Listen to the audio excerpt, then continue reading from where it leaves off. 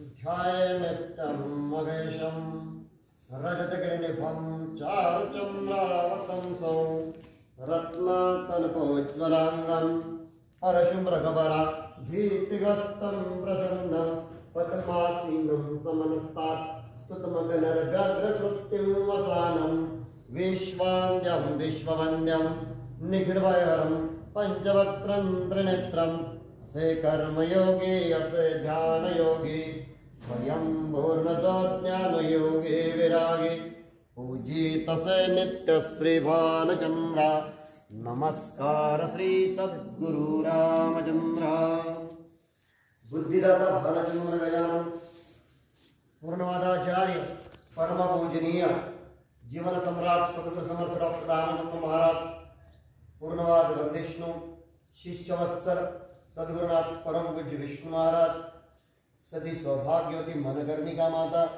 सती सौभाग्यवती विमल माता आदरणीय पूर्णाचार्य गुणेश दादा आदरणीय प्रज्ञावंत डॉक्टर लक्ष्मीकांत दादा मोक्षश्री विभूताई व ज्यांच्या पुण्याईनं मला या अभ्यासाची सुवर्ण संधी मिळाली ते माझे वडील तीर्थरूप कैलासवासी अण्णा व ज्यांच्या कृपा छत्राखाली आपण हा अभ्यास करत आहे ते ऋषिवर्य बापूसाहेब नगरकर.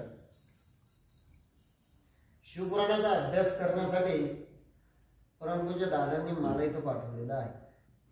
मी कालही माझी भूमिका सांगितली की मला इथं महाराजांनी का पाठवलं तर जाऊन थोडासा अभ्यास कर आणि तेही कुठं पाठवलं जिथं ग्रंथाची निर्मिती झाली ती जागा आपली आहे जा आणि गा.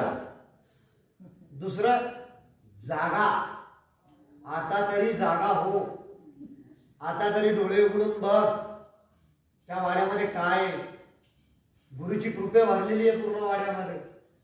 शिष्याचं शिष्यत्व हे जेव्हा शिष्यपणाला लावतो ना तेव्हा आपल्याला आपल्या गुरुचं पूर्ण पुरुष स्वरूप जे आहे ते आपल्याला लक्षात येतं. आता गुरुचा अभ्यास करायचा म्हटला म्हणजे तो दोन गोष्टींनी करता येतो.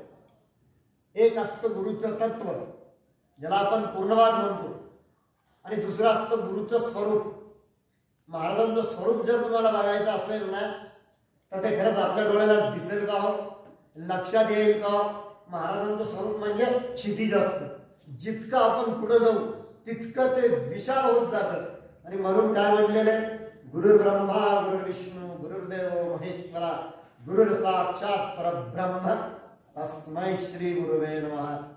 चारी वेदांनी सुद्धा जिथे हात टेकवले पूर्ण पुरुषांनी सुद्धा आता तो पूर्ण पुरुष कोण आहे त्याचं वर्णन याच्यामध्ये आहे. ज्याने ब्रह्मा विष्णू महेश हे ज्याने जन्माला लागले उत्पत्ती स्थिती आई लय वासना भोग आणि तृप्ती या सर्वांनी विहित जो आहे तो पूर्ण पुरुष. आणि त्या पूर्ण पुरुषाचं एक अंग म्हणजे आपली सद्गुरुनाथ. जसा की सहस्रशीर्षा पुरुष सहस्रभाग सभमन विश्वत्वात्तिष्ठत दशांगुलम. पूर्ण विश्वाला उरून तो फक्त 10 रुपये उरलेला आहे. तो दशांगुल उरलेला आहे. 10 हाताच्या अंगठ्याप्रमाणे तो उरलेला आहे तरी तो उरलेला आहे. एवढं सगळं व्यापून तो उरलेला आहे. तो कोण तो पूर्ण पुरुष आणि ते सद्गुरु. जसं मी तुम्हाला म्हटलं की ब्रह्मा विष्णू आणि महेश. आता याची तुम्हाला एक छोटीशी गंमत अशी सांगतो की यांनी प्रत्येक वेळेस अवतार घेतले पण त्या प्रत्येक अवतार कार्यात त्यांना करू लागले करावे लागले ते गुरु. कारण गुरुबिन ज्ञान नाही. गुरुशिवाय ज्ञान असतं का माणसाला नसतं. आपण नाही म्हणत का अरे नाही आपल्याला कोणतरी चांगला कुठेतरी गुरु भेटला बरं का. आणि म्हणून गुरु हे भेटावेच लागतं. आणि मग गुरु भेटल्यानंतर काय होतं ते जर बघायचं असेल तर हे 350 मंदिरांची जी महाराजांनी निर्मिती केलेली आहे या मंदिरातून तुम्हाला रामचंद्र महाराजांचा आणि परमपूज्य विष्णू महाराजांचा किमान स्वरूपाचा आपला माझा थोडा तरी अभ्यास होईल. प्रत्येक मंदिर म्हणजे प्रत्येक एका व्यक्तीचं जीवन चरित्र आहे. म्हणजे श्रीरामपूरचं मंदिर घ्या, कानूरचं घ्या किंवा आमच्या गंगापूरचं घ्या, कोणीतरी तपस्वी तिथं घडलेला आहे आणि काहीतरी अनुभूती त्यांना तिथे आलेली आहे. आणि म्हणून काल मी सांगताना थोडासा एक विषय आपल्याला इथे सांगितला, कदाचित तो पटला नसेल, तो म्हणजे मी सकाम आणि निष्काम विषय. काय झालं, मध्यंतरीच्या कालखंडामध्ये जेव्हा तत्वज्ञान सांगणारं कोणी नव्हतं, संतांनंतर कोणी नव्हतं, तेव्हा इथे हे वाद घुसले, सगुण आणि निर्गुण. आणि हे सगुण आणि निर्गुण हे दोन वाद मध्ये घुसलेले असल्या कारणाने सगळं जे होतं ते संपून गेलं. लोकांच्या जीवनाला अवकळा आली. छोटस उदाहरण मी तुम्हाला देतो.